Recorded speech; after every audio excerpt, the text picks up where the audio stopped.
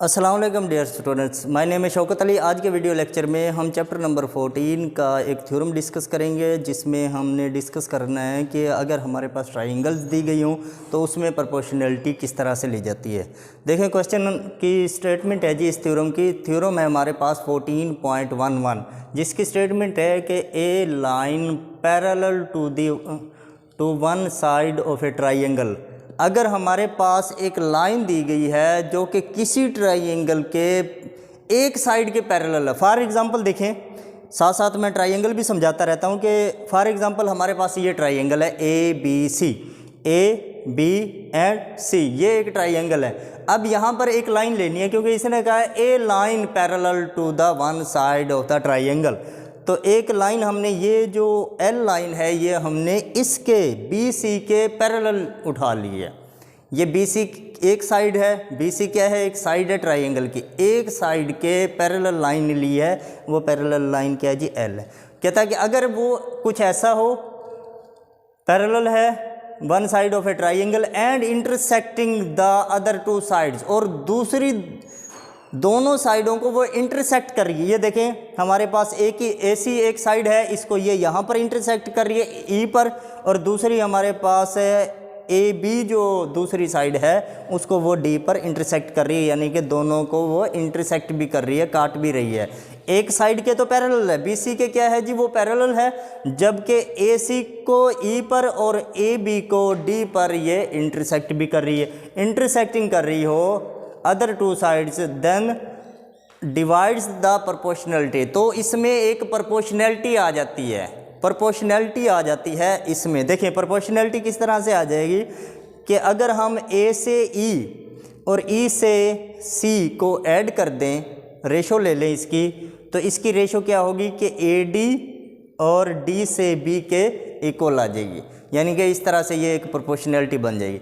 यानी कि जब हम रेशो लेंगे ए से ई से सी, ये रेशो होगी, दूसरी रेशो बनेगी ए से डी और डी से बी, तो ये दोनों इक्वल आ जाएं तो ये एक क्या होगी, ये एक प्रोपोर्शनैलिटी बन जाएगी। यानी कि दो हमारे पास रेशो और दूसरी दो रेशो जो दी गई होंगी, जो रेशो दी गई होंगी उनके इक्वल दरमियान में इक्वल आ जाएगा, तो वो हमारे पास एक प्रोपोर्शनैलिटी बन जाती है। यानी कि दो रेशो के दरमियान जब इक्वल आ जाए तो वो हमारे पास क्या होगा कि वो एक प्रोपोर्शनैलिटी बन जाएगी। जी, गिवन में हमारे पास दिया गया है कि एक ट्राइंगल है। यहाँ पर हमने देखा कि साइड ऑफ ए ट्राइंगल, तो इसका मतलब कोई ट्राइंगल होगी जिसका नाम हमने ट्राइंगल ए बी सी कह दिया। कहता है कि ए बी सी एक ट्राइंगल है। द लाइन एल, ये जो लाइन एल है, इज इंटरसेक्टिंग द साइड्स। ये जो लाइन एल है ये इंटरसेक्ट्स कर रही है साइड्स को, जो कि ए सी साइड को और ए बी साइड्स दोनों को। इंटरसेक्टिंग द साइड्स ए सी, एक तो ए सी पर कर रही है ई पॉइंट पर, दूसरा जी ए बी, और ए बी को भी डी पॉइंट पर इंटरसेक्ट कर रही है एट पॉइंट ई। तो पहले का पॉइंट ई है, जब हमने ये स्टेटमेंट की है तब भी हमने डिस्कस किया है कि ये पॉइंट ई है, और दूसरा पॉइंट डी पर ये इंटरसेक्ट कर रही है। सच दैट, कुछ इस तरीके से कि जो ई डी है हमारे पास ये पैरेलल टू सी बी है, क्योंकि उसने कहा था कि लाइन जो है पैरेलल भी है।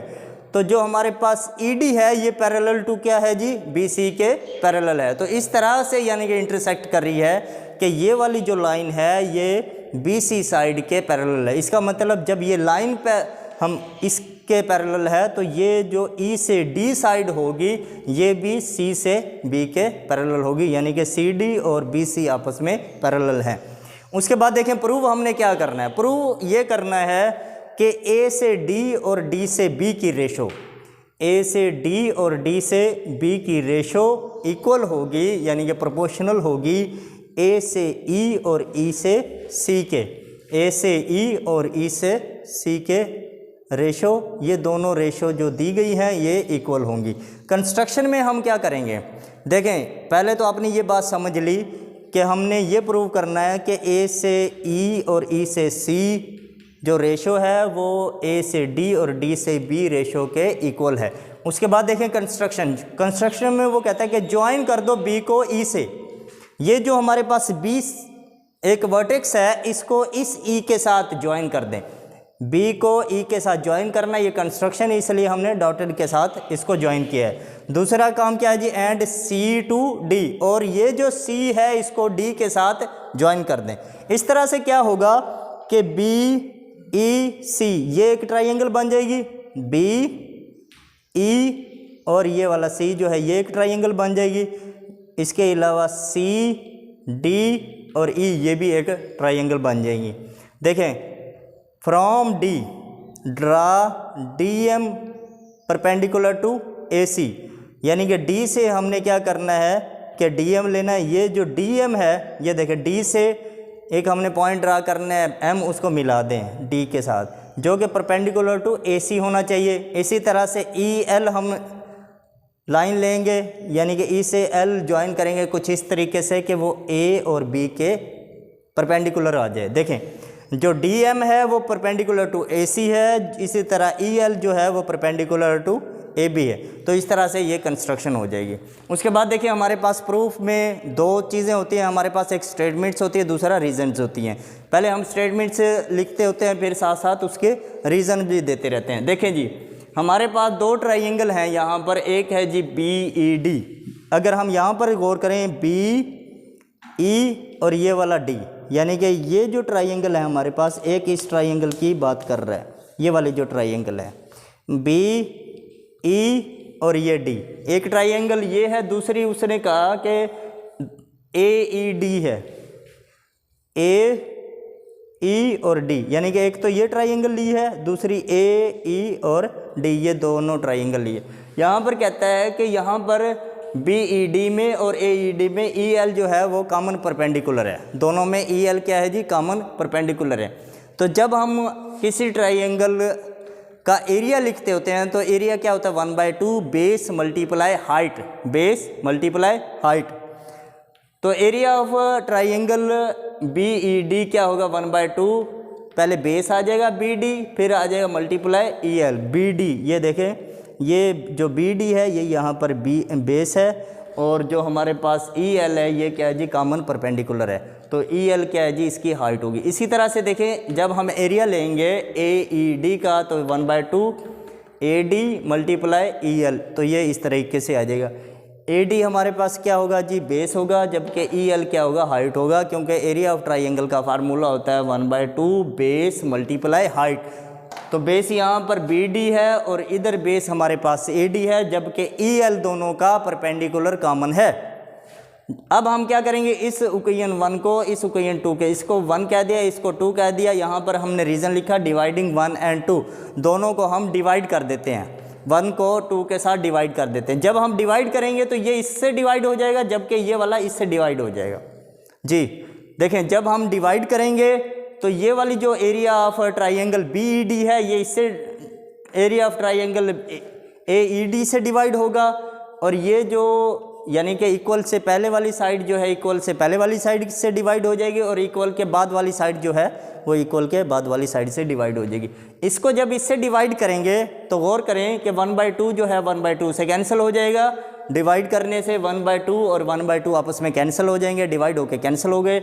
इसी तरह ई एल जो है वो ई एल के साथ कैंसिल हो जाएगा डिवाइड होके। बाकी हमारे पास सिर्फ बी डी बचेगा और इसी तरह से ए डी बचेगा, यानी कि B D divide by A D आ जाएगा। इसको इक्वेशन 3 कह देंगे जी। जब हमने इसको इससे डिवाइड किया तो ये ऊपर आया, ये नीचे आया, इसी तरह ये ऊपर आएगा, ये नीचे आएगा, कैंसिल हो जाएगा 1/2 से ई एल से तो मैयर बी डी और divide by Maihar A D आ जाए। वो कहता है कि सिमिलरली सेम इसी तरह जब आप ट्राइंगल लेते हैं सी डी ई, जब हम ये वाली ट्राइंगल लेते हैं इसी तरह से वो कहता है कि ए डी ई, इसी तरह ए डी और ई ये वाली ट्राइंगल लेते हैं तो वो कहता है कि जिस तरह इसकी रेशो आई है इसी तरह हम इसकी रेशो भी हासिल कर सकते हैं कि वो आ जाएगा फिर मैयर ई सी डिवाइड बाय मैयर ए सी। इस ट्राइंगल में एरिया ऑफ ट्राइंगल में भी इसी तरह से फार्मूला लिखेंगे, लेकिन ये सिमिलर में दिया गया, हम डायरेक्ट भी कर सकते हैं। थ्योरम में जो बुक में दिया गया वो भी इसी तरह से दिया गया। इसको इससे डिवाइड करेंगे, जिस तरह से हमने ये हासिल किया सेम इसी तरह इसको भी हम हासिल कर लेंगे कि area of triangle C D E divide हो जाएगा area of triangle A D E, equal आ जाएगा जी मैयर ए ई सी डिवाइड बाय मैयर ए ई के। उसके बाद कहता है कि अगर हम ये कह दें कि दोनों ट्रायंगल आपस में इक्वल हैं, यानी कि जो ट्रायंगल BED है वो ट्रायंगल CD के इक्वल है, कांग्रेंट है, तो उससे क्या होगा कि जब ये दोनों आपस में कांग्रेंट हो जाएंगे तो ये दोनों भी आपस में कांग्रेंट हो जाएंगे, इक्वल हो जाएंगी। यानी कि ये चीज़ जो है इसके इक्वल है तो ये वाली जो है ये इसके इक्वल हो जाएगी। अब हमने ये वाला लिखना है सिर्फ, यानी कि ये वो कहता है कि ट्रायंगल्स आपस में इक्वल हैं, दोनों ट्रायंगल्स आपस में इक्वल हैं। जब ट्रायंगल्स इक्वल हैं तो ये इसके इक्वल होगा और ये इसके इक्वल होगा। हमें ये जवाब में चाहिए तो हम इसको लिख देंगे कि ये आपस में इक्वल है। हम कैसे लिखेंगे, देखें, ये दोनों आपस में इक्वल होगा, उसके बाद हम इसका रेसिप्रोकल ले लेंगे, रेसिप्रोकल लेंगे। जब रेसिप्रोकल लेंगे तो नीचे वाली चीज़ें ऊपर आ जाती हैं, ऊपर वाली नीचे आ जाती हैं, तो हमारे पास जो हासिल होगा वो होगा मैयर AD डिवाइड बाई DB। इसी तरह से मैयर AE डिवाइड बाय मैयर CE। डिवाइड को आपको पता है कि रेशो में भी तब्दील किया जा सकता है, रेशो में तब्दील करेंगे तो यहाँ पर ये रेशो आ जाएगी और इसकी जगह डिवाइड की जगह ये भी रेशो आ जाएगी। यही हमने प्रूव करना था कि AD और DB, AE और EC आपस में रेशो रखते हैं और ये इक्वल हैं तो ये प्रोपोर्शनैलिटी पे। जी यहाँ पर देखें, जब हमने यहाँ पर लिखा कि एरिया दोनों का सेम है तो इधर रीज़न दी कि area of triangle with common base. अगर area of triangle with common base हो एंड सेम अल्टीट्यूड और उनकी हाइट भी सेम हो तो वो इक्वल होते हैं, ये रीज़न है। जब हमने कहा ना कि दोनों ट्रायंगल इक्वल हैं तो इसका मतलब ये दोनों इक्वल हो चुकी हैं। जी स्टूडेंट्स, उम्मीद है कि आज का वीडियो लेक्चर आपको समझ आया होगा। फिर भी अगर आपको कोई बात ना समझ आई हो तो आप मुझसे कांटेक्ट कर सकते हैं। इसके अलावा अपने होमवर्क और क्लास वर्क डेली बेस पर करना है। बहुत शुक्रिया।